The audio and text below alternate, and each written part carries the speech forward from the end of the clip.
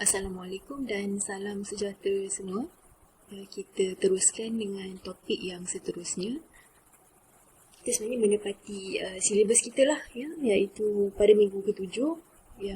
Topik yang perlu dibincangkan adalah mengenai proses penyelidikan, secara spesifiknya elemen, reka bentuk penyelidikan dan juga pengoperasian. Beberapa isu untuk kita kupas hari ini, kita mulakan dengan pengenalan. Apakah itu reka bentuk penyelidikan? Apakah itu objektif kajian? Jenis-jenis penyiasatan saintifik, interference penyelidik, persekitaran ataupun skop penyelidikan, unit analisis, skop masa dan juga implikasi praktikal. Kalau anda perasan, ini semua adalah elemen-elemen yang termasuk di dalam penilaian berterusan anda dan juga tugasan terbaru yang telah anda dapat. Selepas kita sudah kenal pasti permasalahan, konsep dan pemboleh ubah, kita perlu mereka bentuk sebuah penyelidikan. Kita desainkan penyelidikan kita. Ini adalah untuk memastikan data yang dikumpul, yang kita analyse, dapat membantu penyelesaian permasalahan. Penyelidikan yang teliti dan sophisticated memerlukan sumber keuangan dan fizikal yang tinggi lah. Sumber fizikal di sini adalah kepakaran para penyelidik. Dia juga memerlukan sumber-sumber seperti machinery, alatan komputer dan sebagainya. Semuanya memerlukan sumber keuangan yang tinggi lah. Oleh itu, sebuah reka bentuk penyelidikan yang mantap perlulah direka, perlulah dibangunkan sebelum kita commit sumber-sumber keuangan yang tertentu. Lebih teliti dan sophisticated sesuatu penyelidikan itu, lebih tinggi sumber keuangan yang kita perlukan. Contohnya kalau kita nak mengkaji hubungan antara jam bekerja dan tahap tekanan di kalangan universiti, pelajar universiti di Asia, boleh bayangkanlah berapa banyak sumber keuangan yang kita perlukan. Ada berapa banyak universiti dekat Asia. Itu satu. Kita juga perlukan akses kepada data. Kadang-kadang akses kepada data tu pun agak mahal. Mungkin kita perlu beli data, tapi untuk kajian ini kita tak perlulah beli, tapi kita perlu buat hubungan baik untuk mendapatkan data-data tersebut. Nak membuatkan hubungan yang baik pun memerlukan sumber kewangan yang tinggi. Bandingkan kajian ini dengan kajian hubungan antara jam bekerja dan tahap tekanan di kalangan pekerja di UKM Bangi. Ada satu universiti saja.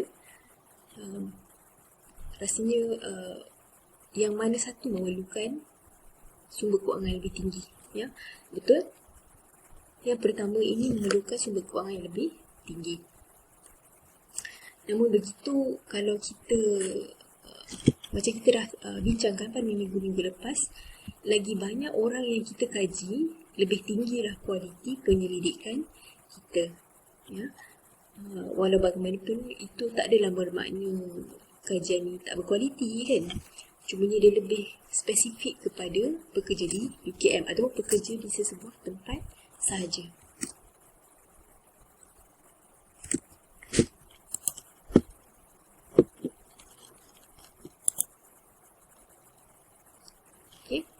Proses penyelidikan bermula dengan pernyataan masalah, berakhir dengan analisis data. Ini adalah elemen-elemen yang anda perlukan untuk membangunkan sebuah rekaan penyelidikan. Kita sudah bincangkan objektif kajian. Kita hari ini kita akan bincangkan yang lebih mendalam. Untuk sebuah rancangan penyelidikan, anda juga perlu tentukan apakah populasi dan unit analisis anda, jenis penyiasatan dan sebagainya. Oleh itu, reka bentuk penyelidikan adalah sebuah perancangan mengenai objektif kajian, lokasi kajian anda, jenis penyiasatan saintifik anda, tahap penglibatan anda, aspek dan skop masa dan juga tahap analisa kajian. Saya nak fokus kat lokasi kat sini. Untuk assignment anda ataupun penilaian berterusan dan sebagainya, mungkin anda lebih berminat dengan environment di Malaysia. Kalau untuk jurnal-jurnal biasanya tak banyak yang membincangkan mengenai Malaysia lah, ya. Lebih banyak kepada negara-negara yang lebih maju ataupun negara yang lebih senang nak mendapatkan data.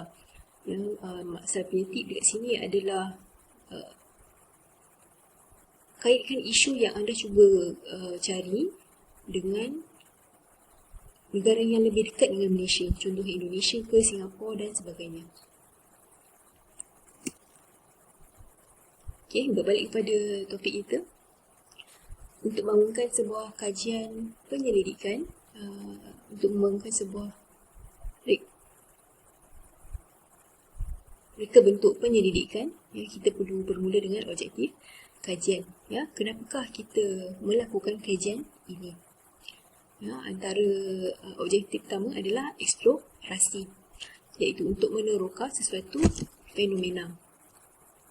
Katakanlah kita ingin meneroka sebuah pasaran perniagaan online untuk warga emas. Ini adalah sesuatu yang kita tidak ketahui secara mendalam. Ya, kajian eksplorasi biasanya menghasilkan sebuah model. Sebagai contoh dekat sini, ini adalah model biasa digunakan untuk pembelian. Ya, pembelian dimulakan dengan rangsangan, ya, dimoderasikan oleh ciri-ciri pembeli, ciri-ciri persekitaran dan juga pengetahuan pembeli. Ini akan menentukan kita akan beli atau tidak. Tapi apa maksudnya untuk warga emas?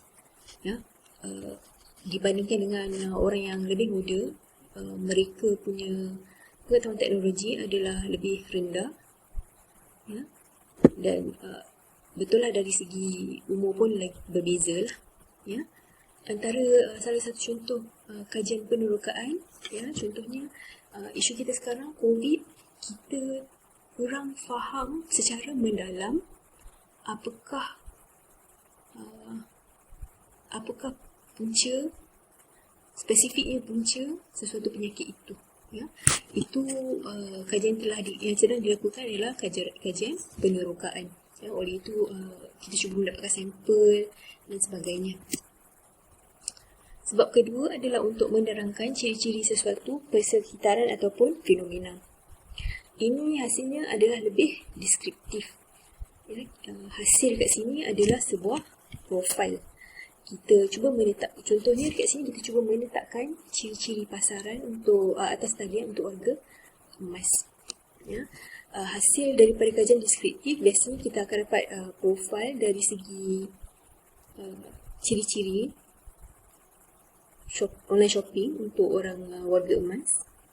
Ya, apakah rangsangannya, apakah pengetahuan teknologi, apakah ciri-ciri pembeli, persekitaran dan sebagainya. Okey, saya bagi contoh juga untuk kes yang kita alami sekarang ni, COVID-19. Mungkin secara deskriptif kita boleh, saya pastinya anda keep up to date lah dengan news kan.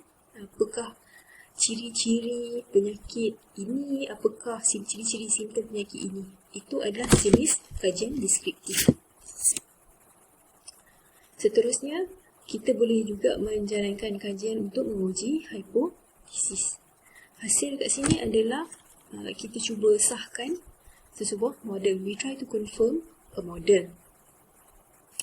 Contoh dekat sini, kajian umur dengan kebarangkalian pembelian atas talian. Ya, dekat sini kita jadikan semua pemboleh ubah, ya, pemboleh ubah ini kita jadikan sebagai kita kaitkan dan juga kita jadikan hipotesis.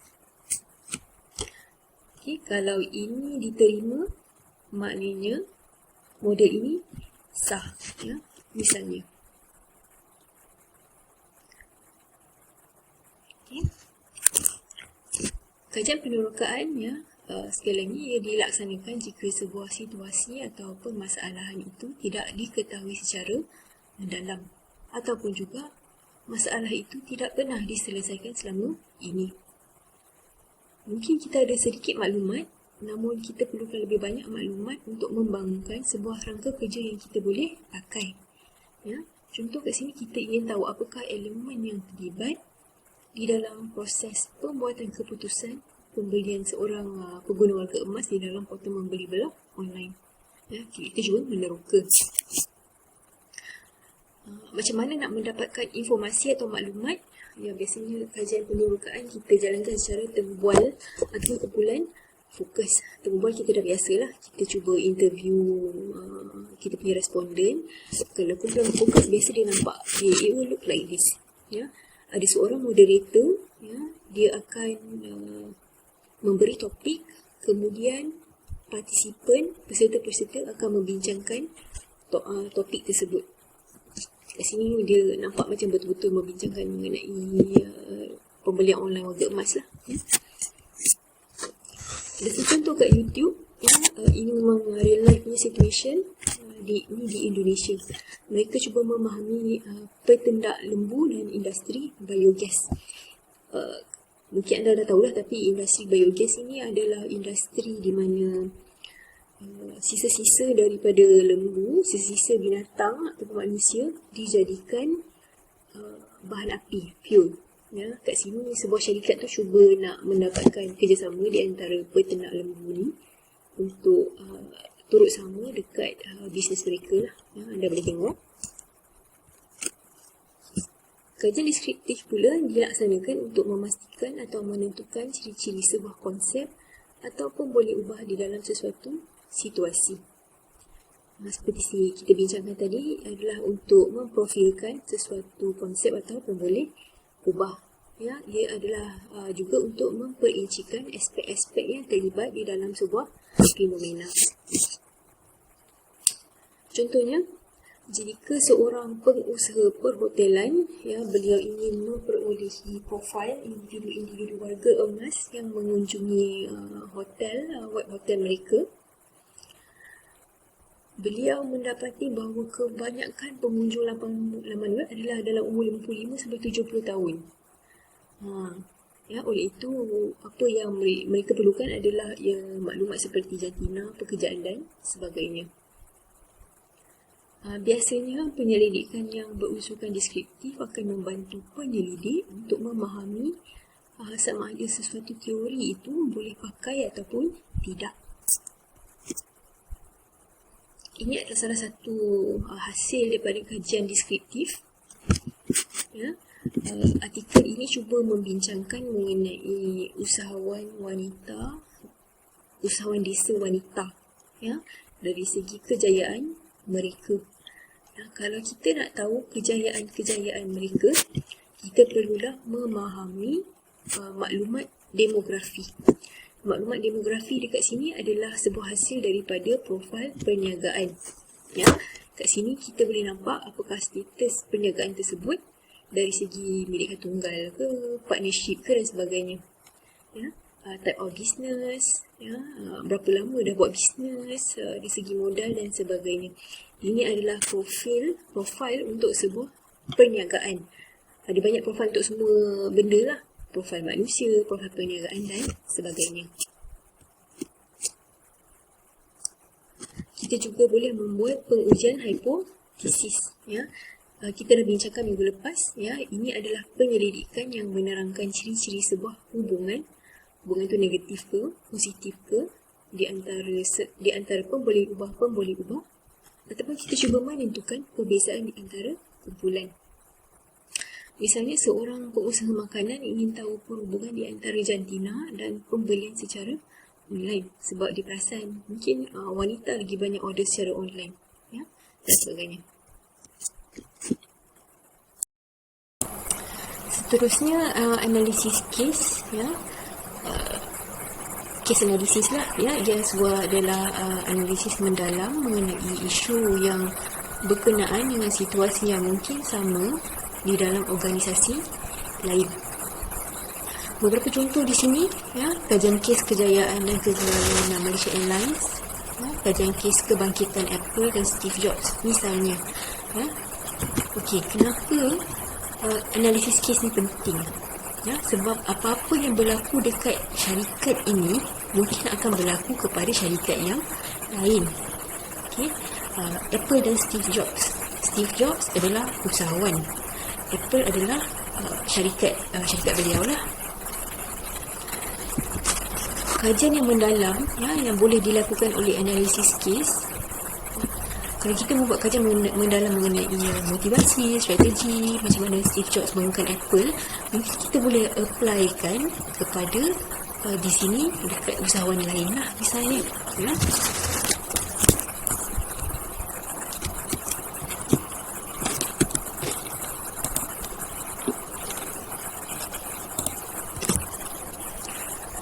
Kemudian jenis penyiasatan. Okay. Sebuah penyiasatan boleh menjadi sebuah kajian kausal. Dalam bahasa Inggeris adalah causal study. Cause, penyebab. Ya, kita cuba menentukan hubungan sebab dan akibat ataupun definitive cause and effect relationship. Okay. Contohnya, kalau kita cuba mengkaji motivasi untuk membeli pakej makanan yang mahal di sesebuah restoran. Okay. Di sini adalah sebab, di sini adalah akibat. Ya. Jenis penyiasatan kedua adalah kajian korelasi. Kita cuba mengenal pasti faktor-faktor yang berkenaan dengan sesuatu permasalahan. Contohnya dekat sini kita cuba mengkaji adakah musim perayaan mempengaruhi pembelian pakej makanan yang mahal di sesebuah restoran ataupun tidak. Ini penting, pelibatan atau interference penyelidik. Ada 3 tahap. Ya. Tahap pertama adalah minimal. Ini di mana kita memerhatikan fenomena itu di dalam environment ataupun setting lah, natural setting. Kita tak, sebagai penyelidik, kita tak mengganggu apa-apa, kita tak kacau. Ya, contoh kat sini, kita sebagai penyelidik, kalau kita nak memahami keboleh beruntungan sesuatu syarikat, kita perhati pengunjung restoran, berapa banyak orang mengunjungi restoran daripada dokumentasi syarikat. Maknanya dekat sini restoran tu tak ada, tak buat apa-apa perubahan. Ya, kita tak buat apa-apa perubahan kepada pengunjung pun. Ya, kita tak kacau. Okey. Sebuah penglibatan penyelidik boleh juga menjadi sederhana. Ya. Kalau kita cuba melakukan ini, kita biasanya kita memanipulasi pemboleh ubah. Ya, kalau kita nak mengkaji pengunjung, apakah kesan kunjungan kepada restoran kalau kita buang promosi. Kat sini kita nak tahu adakah promosi ni penting atau tak kepada restoran tersebut. Ya. Okey. Kalau kita terlibat secara sederhana, kita buang satu aspek saja, iaitu aspek pemboleh ubah ni, iaitu promosi. Kita perhati pengunjung restoran, selepas kita buang aspek promosi dengan sengaja. Jadi kita boleh tahulah apa efek kepada kunjungan restoran tu kalau ada promosi dan juga tak ada promosi. Ya, kita yang lain tak berubah, menu pun tak berubah. Kita juga boleh terlibat secara berlebihan. Ya, agak negatif lah perkataan kat sini, tapi ini adalah biasa saja. Kalau kita menjalankan eksperimen atau kajian yang dilakukan di atas ni tidak memberi keputusan yang memuaskan ataupun keputusan yang tak signifikan lah, kita punya keputusan-keputusan dekat dua ni. Kat sini kita cuba menghasilkan sesuatu artificial setting. Ya. Contoh dekat sini masih benda yang biasa, ya. situasi biasa kita nak memahami pengunjung restoran ya, kita perhati pengunjung restoran dengan mengubah konsep restoran ya, dari konsep makanan timur ke makanan fusion. Okay, nak mengubah konsep ni banyak benda dah berubah lah. Dari segi promosi berubah, dari segi produk pun berubah, layanan pun berubah ya. Jadi kita boleh nampak lah apa perbezaan yang akan memberi impact ataupun tidak. Dia datang daripada kalau nak faham dengan lebih lanjut, cuba fahami penyelidikan saintifik daripada perspektif sains tulen ya. Kalau minimal setting ya, kalau kita nak memahami binatang lah, kura-kura lah katakan, kita nak memahami dia punya interaksi, kita tengok je lah daripada cage tu kan, itu minimal interference. Kalau kita nak kalau kita cuba nak memahami yang lebih lanjut ya, mungkin kita nak memanipulasi pun boleh ubah. Contoh dekat sini, kes kura-kura, kita cuba ubah makanan yang kita bagi kepada kura-kura tersebut. Kita ada memanipulate ya. Ya, kalau kita nak eksesif, mungkin kita letak kura-kura tu dekat tempat lain terus. Ya, itu adalah interference yang berlebihan. Contohnya. Kemudian daripada segi skop persekitaran, ada dua jenis, dipaksa ataupun tidak dipaksa ya. Skop persekitaran yang dipaksa, kita cuba menghasilkan sebuah persekitaran yang tertentu ya. Masih lagi dalam situasi restoran tadi, kalau kita cuba nak mengkaji muzik apa yang sesuai dengan sesebuah restoran ya. Kalau kita membuat skop yang dipaksa dekat sini, kita secara sengaja kita pilih muzik yang laju ataupun kita pilih muzik yang perlahan. Kita melihat speed of the music untuk memerhati perbezaan pusing ganti pelanggan ya. Sebenarnya kajian ni orang dah buat lah yang mengikut individu tersebut, kajian tersebut.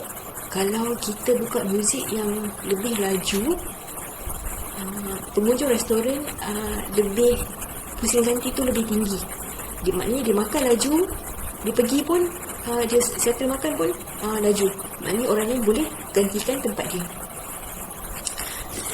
Skop persekitaran juga boleh menjadi tak dipaksa ya. Ini di mana kerja berlaku secara normal, aktiviti dilakukan secara normal. Contohnya kalau kita nak mengkaji komunikasi di dalam restoran, kalau komunikasi ni sesuatu yang organik lah. Kalau kita nak cuba kacau ataupun kita cuba nak manipulate sesuatu, kita akan dapat hasil yang agak tak otentik lah ya? Oleh itu, skop persekitaran penglibatan adalah bergantung kepada apa yang kita nak kaji. Kemudian dari segi populasi, anda perlulah menyertakan elemen populasi di dalam rancangan penyelidikan anda. Populasi adalah sekumpulan individu ataupun objek yang merupakan fokus utama sesebuah kajian.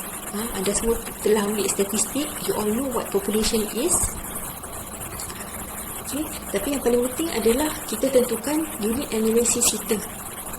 Unit analisis boleh menjadi seorang individu ya, individu. Kalau again, semuanya bergantung kepada kita punya rancangan penyelidikan lah. Kalau kita nak mengkaji motivasi pembelian makanan di sebuah restoran, siapa yang beli makanan tu? Pembeli ya. Pembeli adalah seorang individu ya. Individu boleh jadi 100 orang ke 1000 orang. Jangan confuse individu kat sini bukan maksud kita kaji seorang saja ya. Maknanya kat sini kita mengkaji keputusan dari pelbagai individu, sekumpulan individu ya. Ini analisis juga boleh menjadi diet. Diet adalah hubungan di antara dua unit ya. Ini adalah agak menarik ya. Contohnya kalau kita cuba mengkaji interaksi di antara kawan-kawan baik di dalam pembelian ya, A dan B, interaksi antara dua individu itu adalah diet ya. Kita juga boleh mengkaji pertukaran maklumat di antara pekerja dan pengurus. Pekerja dan pengurus adalah satu perhubungan ya, iaitu hubungan dua unit. Kita juga boleh unit analisis lain adalah sebuah kumpulan. Senang sikit, kumpulan yang spesifik. Misalnya, contohnya kalau kita nak mengkaji proses pembelian atas talian di antara wanita dan lelaki di dalam sebuah negara. Wanita satu kumpulan, lelaki satu kumpulan. Yang lain, kita cuba nak mengkaji organisasi. Kalau kita nak mengkaji kecekapan sesebuah organisasi misalnya, ataupun kita nak mengkaji perbezaan syarikat milik usahawan wanita dan milik usahawan lelaki. Ini agak tricky lah. Ini macam unit analisis individu, tapi kita nak mengkaji syarikat. Oleh itu, kita punya unit analisis adalah organisasi. Dari segi budaya pula, budaya ni agak kompleks lah, tapi saya buatkan sini dari segi society. Society adalah masyarakat, kan? Masyarakat. Contohnya kita nak mengkaji perbezaan pembelian di antara warga budaya timur dan barat. Secara spesifiknya, kita membandingkan gelagat pengguna di Indonesia dan di Belanda. Jadi, semua orang Indonesia dan semua orang Belanda di dalam sesebuah negara pada misalnya.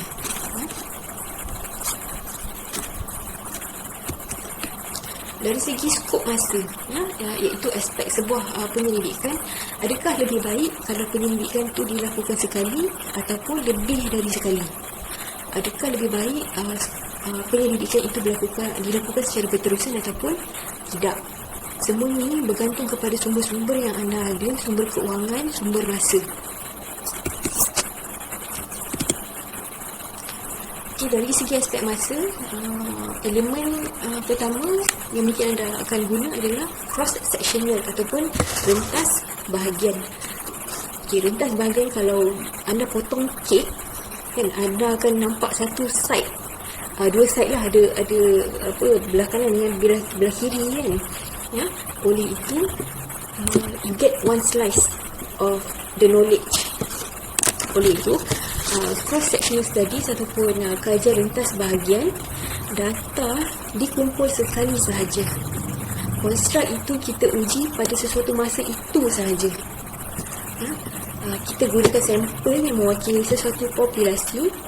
Contoh dekat sini saya beri, kalau kita nak mengkaji mengenai adakah orang berumur 18 sampai 20 tahun suka minum minuman sihat ataupun tidak. Oleh itu, kita study, katakanlah kita jalankan survey itu pada tahun 2020, bulan Mac. Jadinya informasi yang kita akan dapat adalah daripada bulan Mac tahun 2020. Ada kelebihan dan kekurangan lah. Kelebihan kat sini dia lebih efisien, tapi kelemahan kat sini mungkin pada April 2020 orang berumur 18-20 tahun dah tak minat health drinks pula. Contoh sebenar yang lain, ada sebuah kajian mengenai respon kepada periklanan makanan. Ini adalah sebuah kajian rentas mengenai attitude pelajar sekolah Malaysia. Anda boleh baca dekat sini. Kat sini dia cuba kaji mengenai perbezaan antar kaum, mengenai jumlah iklan yang mereka tengok dan juga pembelian makanan dan minuman. Kiri sekali pelajar Melayu, tengah-tengah pelajar Cina, kanan adalah pelajar India. Kat sini kita kajian rentas dekat sini. Dia dilakukan pada 2015, oleh itu data mungkin daripada tahun 2013 tak silap saya. Boleh tengoklah perbezaan dekat sini.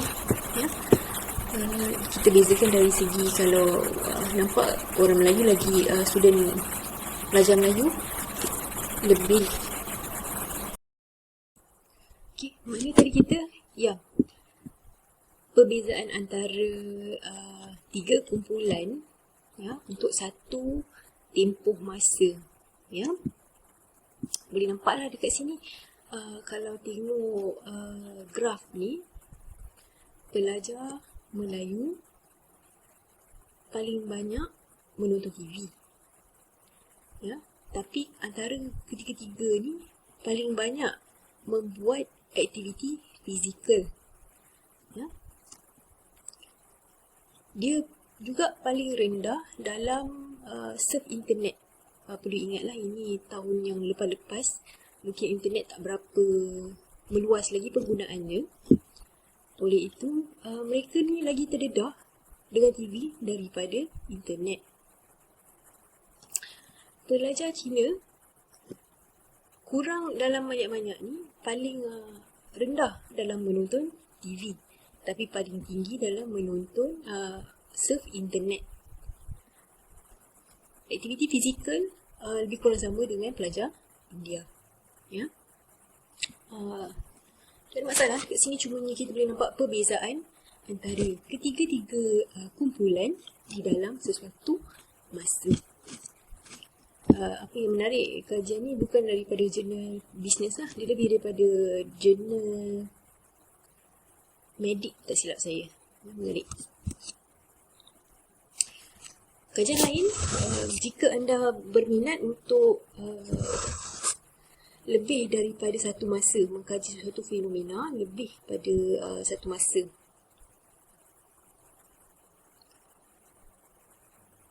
okay. Okay, kalau kita bandingkan tadi, ini 3 kumpulan pada satu masa. Ya. Multiple cross-sectional studies ataupun rintas bahagian yang lebih daripada satu, konstruk diukur lebih daripada satu point masa. Ya, biasanya menggunakan sampel yang berbeza. Contohnya kat sini, kalau kita nak melihat impak periklanan pada kanak-kanak berumur 10 hingga 12 tahun pada tahun 2009-2019. Ya, kalau cross-sectional study, compare at one time. Kalau multiple cross-sectional study, group 1, 2 and 3, ya, compare pada tahun 2009, satu set lagi pada tahun 2019. Yang lain, longitudinal study ataupun kajian longitudinal. Okey, clue dekat sini, long. Kajian ini adalah mengenai sesuatu fenomena di dalam sesuatu jangka masa. Konstruk ini diuji beberapa kali tapi menggunakan sampel yang sama. Beza tadi, sampel dia berbeza kan? Yang ni adalah sampel yang sama. Contohnya, biasa marketing suka pakai ni lah. Kajian selepas penggunaan ubat. Ingat dekat kelas saya suka bagi contoh ubat peninggi badan kan. Katakanlah kalau kita nak buat ubat peninggi badan tu berkesan atau tak. Kita kaji sebelum pada satu poin masa, selepas satu lagi poin masa. Itu adalah kajian longitudinal. Sampel sama je. Takkanlah kita nak kaji orang lain kan kalau kita nak kaji kesan. Ya. Kalau kita, dia lebih sesuai lah kalau kita nak buat kajian dalam keberkesanan jualan, keberkesanan promosi dan sebagainya. Okay. Kebanyakan research yang menggunakan longitudinal ni adalah untuk nak membandingkan lah perbezaan, nak melihat evolusi atau perubahan di dalam environment, kesannya kepada sesuatu individu.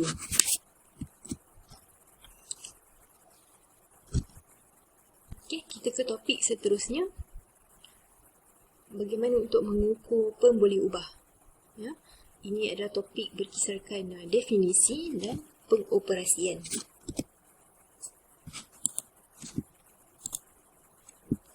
Macam biasa, kita bermula dengan pengenalan. Apakah itu pengukuran pemboleh ubah dan apakah itu pengoperasian. Pengoperasian ni adalah penting untuk kita mengukur pemboleh ubah supaya penyelidik boleh menguji hipotesis dan mencari penyelesaian untuk sesuatu permasalahan. Pemboleh ubah adalah sesuatu yang bersifat empirikal dan boleh diuji. Ya. Pengoperasian ni adalah penting lah ya untuk kita lagi-lagi dekat social science, sebab kita mengkaji konsep, kadang-kadang kita cuba nak mengkaji kepuasan, macam mana nak macam mana kita nak tengok kepuasan, kepuasan tu diwakili oleh apa, ya, agak kompleks lah, ya. Oleh itu, pengoperasian pem boleh ubah adalah proses untuk mengenal pasti skala pengukuran untuk pem boleh ubah yang kita kaji. Contohnya, kalau kita nak mengkaji pem boleh ubah sesuatu pem boleh ubah itu, contohnya motivasi. Macam mana kita nak ukur pem boleh ubah tersebut? Ya, kita menggunakan skala pengukuran dan pengoperasian. Pengukuran adalah penentuan nombor atau nilai atau simbol untuk atribut. Atribut dekat sini ciri-ciri lah sebuah objek, ya, yang bergantung kepada ketetapan penyelidikan. Apa itu atribut?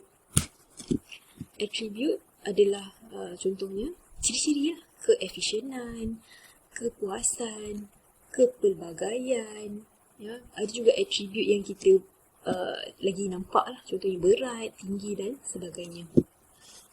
Kenapa?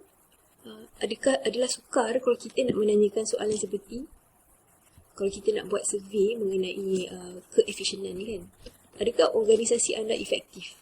Adakah organisasi anda efisien? Ya, kita boleh tanyalah soalan tu, tapi kita punya jawapan mungkin tak akan membantu kita punya penyelidikan lah. Contoh dekat sini, kalau kita nak membuat satu topik human resource, kita cuba cadangkan ni, sebab isu dekat small media industry, banyak orang pekerja-pekerjanya lah, usahawan memanglah masih berada dekat tempat yang sama kan. Dia punya pekerja tu cepat lari. Oleh itu kita cuba nak cadangkan usahawan yang menjaga hubungan dengan pekerja, ya, akan menghasilkan pekerja yang lebih setia. Macam mana kita nak bentukkan kepada sebuah hipotesis, ya? Kita gunakan atribut objek. Objek ini termasuklah individu, unit perniagaan, syarikat, negara dan sebagainya. Semua objek di dunia ada atribut. Individu, apa atribut kita? Tinggi, berat, warna rambut, ya, dan sebagainya. Unit perniagaan, jabatan, ya, misalnya jabatan tu berapa orang dalam satu jabatan, berapa saiz, apakah saiz jabatan tersebut dan sebagainya. Syarikat, ya, berapa ramai pekerja dalam syarikat tersebut, dari segi keberuntungan syarikat tersebut. Itu semua adalah ciri-ciri. Negara pun sama, semua negara pun ada atribut, ya, suhu dekat negara tersebut, GDP negara tersebut, ya. Okay, beberapa contoh atribut objek, ciri-ciri objek lah, ya. Motivasi pencapaian, itu untuk individu. Keefisienan organisasi, ini lebih kepada syarikat. Kepuasan pembelian lebih kepada individu. Produk, berat produk lebih kepada produk, ya. Beberapa contoh lah dekat sini.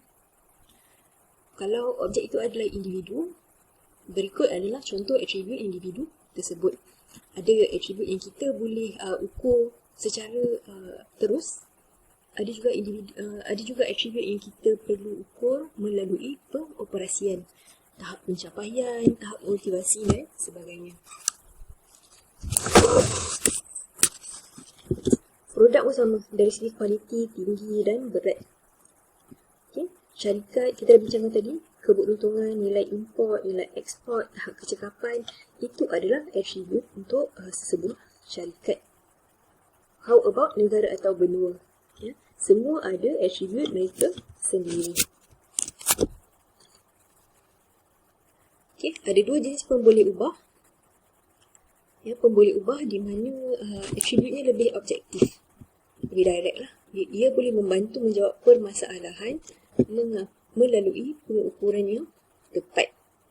Kita dah tahulah macam mana nak ukur waktu bekerja dan jam bekerja. Boleh kan ukur? Ya, kita kerja daripada jam berapa sampai jam berapa? Adakah masa diukur secara berbeza secara individu. Ya, tak. Sebab oleh itu pengukurannya lebih tepat. Ya, syarikat pun sama. Small ada, medium, small and medium, dan juga a larger company. Ya. Jenis yang seterusnya adalah pemboleh ubah, di mana attribute-nya lebih abstrak.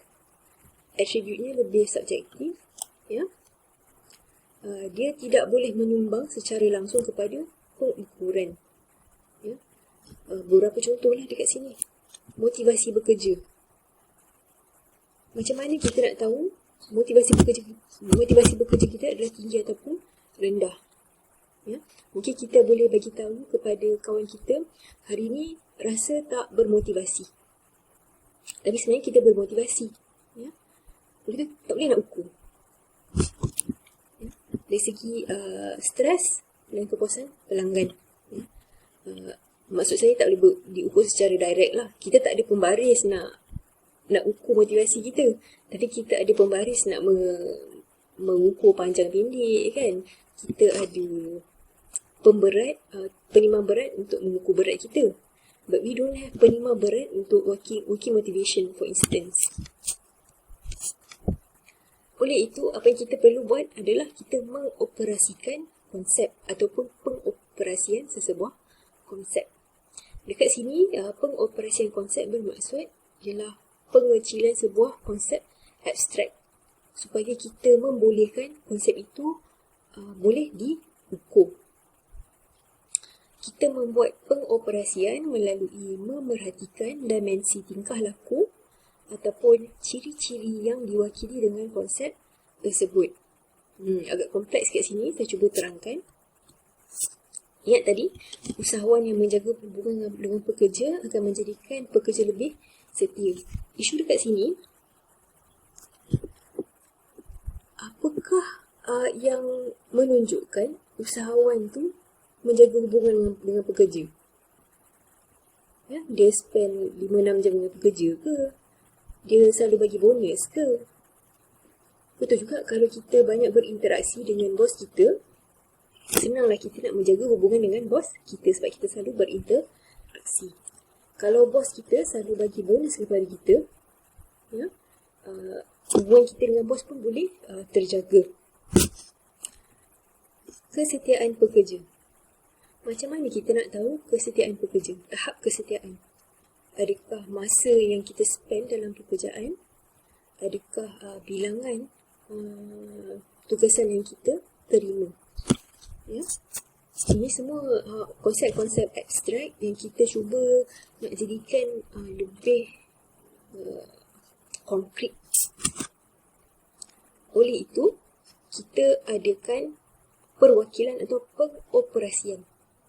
Contoh kat sini, hubungan dengan penjagaan hubungan dengan pekerja diwakili oleh peningkatan gaji yang diberikan bos 5% setiap tahun. Ya. Kesetiaan pekerja diwakili atau dioperasikan sebagai pengurangan pusing ganti pekerja. Anda ingat finance pusing ganti adalah kadar pertukaran pekerja di dalam sesebuah syarikat. Ya. Pusing ganti tinggi adalah bermaksud syarikat tu banyak orang yang keluar masuk, maknanya something wrong lah dengan syarikat tu kalau selalu tukar pekerja kan. Ya.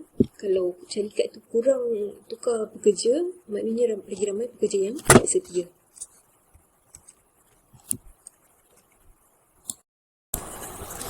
Okey, mari kita lihat how operationalization ataupun operasian, apakah how it looks in a model.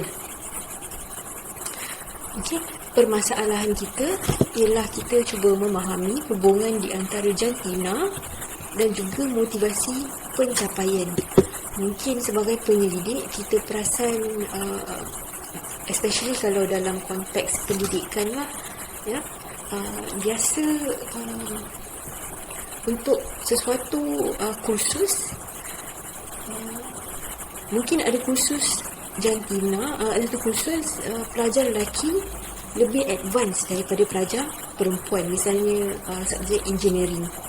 Ya, mungkin ada kursus lain, contohnya keuangan lah. Keuangan pelajar perempuan lebih advance daripada pelajar lelaki. Okay, oleh itu kita cuba nak memahami hubungan di antara jantina ni dan juga pencapaian ataupun motivasi pencapaian. Okay. Apakah atribut motivasi pencapaian? Tanya diri anda sendiri, adakah anda bermotivasi untuk menjadi excellent? Ya, ini adalah beberapa atribut individu yang mempunyai motivasi pencapaian. Pertama, bersemangat bekerja, tak suka relax, not so good, right? Ya, suka bekerja sendiri, prefer tugas yang mencabar dan sukakan maklum balas. Okay. Kat sini again konteks pendidikan sebab ini lebih dekat dengan anda semua. Mungkin pelajar yang ada pelajar for flat, mungkin pelajar for flat tersebut suka bekerja, suka belajar, dia tak suka relax, dia suka belajar sendiri-sendiri, ya? Dia suka ambil subjek subjek yang mencabar dan sentiasa mengambil feedback daripada para lecturer. Contohlah. Tapi bersemangat bekerja, tak suka relax dan sebagainya, ini pun masih abstrak, ya. Oleh itu kita mengoperasikan konsep-konsep tersebut. Okay. D1 ataupun dimensi 1. Atribut pertama adalah bersemangat bekerja. Ya. Macam mana kita nak tahu, nak ukur kita bersemangat bekerja atau tidak? Ya. Ini diukur dengan aspek-aspek berikut lah. Masa yang digunakan untuk bekerja. Diukur kan masa, kekerapan berehat dan juga masa berehat. Boleh ukur, ya. Persisten walaupun menemui kegagalan. Jumlah kegagalan dia kompleks, tapi anda boleh tanya diri sendiri lah. Kalau dalam 1 tahun tu berapa kali gagal buat tugasan contohnya, ya, itu adalah nombor kita boleh ukur kan. Dimensi kedua adalah tak suka relax. Okay. Mungkin kita akan menanyakan soalan ni, apakah kekerapan anda dalam sehari dalam memikirkan mengenai kerja apabila tak berada di pejabat? Kalau duduk rumah pun fikir pasal kerja, how many times, ya, per day? Ya, yang ni terpaksa kita tahu daripada persepsi kita punya responden lah, ya. Hobi, kenapa kita boleh tanya hobi? Sebab ada individu hobi dia memang bekerja, oleh itu beliau tak suka relax. Contohlah, bagaimanakah anda menggunakan masa anda di luar pejabat? Ya, kalau dia jawab masih bekerja, maknanya mungkin dia kurang suka relax lah. Tapi mungkin juga dia betul-betul suka kerja dia, ya. Dimensi ketiga adalah gemar bekerja bersendirian. Ini pun kita perlu tanya persepsi lah. Adakah anda selalu tertekan dengan kesilapan kecil? Adakah anda tak suka bekerja dengan individu kurang efisien? Dimensi keempat, beliau suka mengambil tugas yang mencabar. Ini pun dalam survey kita akan tanyalah pemilihan tugas yang bukan rutin, dan adakah beliau suka cabaran yang sederhana ataupun yang mencabar. Kemudian kekerapan untuk memohon maklum balas. Ini kita boleh tanya, adakah anda suka menanyakan maklum balas, kekerapan, ya, adakah anda sabar atau tidak dalam mendengar maklum balas. Survey-survey, I am very sure semua di antara anda pernah melihat survey, ya. Soalan-soalan ini yang anda jawab, yang anda baca tu sebenarnya mewakili sesuatu konsep. Okay, this is how it will look like in a model. Motivasi pencapaian, ya, ini ada 5 dimensi yang kita bincangkan tadi. Ini adalah pengoperasian kita. please remember, pengoperasian tu tidak menggambarkan korelasi atau hubungan sesuatu konsep lah. Itu adalah tugas sesuatu hipotesis, itu adalah tugas banyak pun boleh ubah. Pengoperasian dia penting sebab dia mengukur konsep abstrak, tapi dia berhenti dekat situ saja. Hubungan perlukan analisis.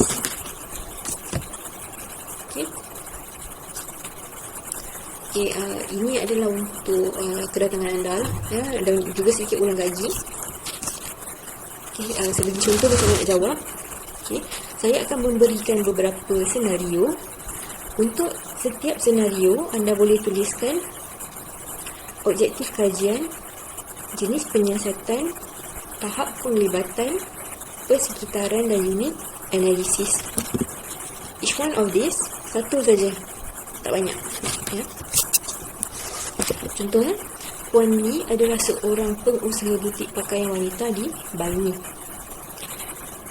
Beliau ingin tahu perbezaan butik beliau dengan butik-butik lain di Bangi dari segi penggunaan teknologi, jualan, margin keuntungan dan juga latihan kepada staf. Apakah objektif kajian kita kat sini? Nak meneroka perbezaan butik dengan butik-butik lain di Bangi dari segi aspek-aspek ni lah. Apakah jenis penyiasatan? Penerokaan dan juga deskriptif. Sebab adakah kita nak mengkaji hubungan? Tak, kita tak mengkaji korelasi, kita tak mengkaji cause and effect. Kita cuma nak ciri-ciri sahaja, ya. Apakah tahap penglibatan penyelidik? Perlukah kita terlibat secara minimal, ya? Adakah kita terlibat secara berlebihan? Kalau kita terlibat, kita akan mengganggu keputusan kita lah, kita punya result, ya? Oleh itu tak ada interference. Persekitaran atau skop kajian, ya, biasanya dekat kawasan sajalah, iaitu Bangi. Apakah unit analisis? Kita nak mengkaji penggunaan teknologi, volum jualan, margin, latihan, ya. Ini semua atribut sesuatu organisasi. Oleh itu, unit analisis kita adalah organisasi.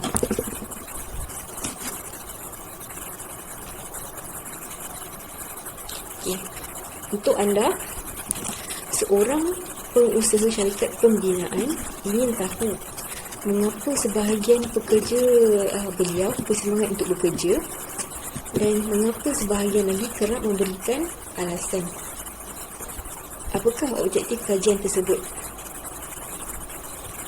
Apakah jenis penyiasatan tersebut?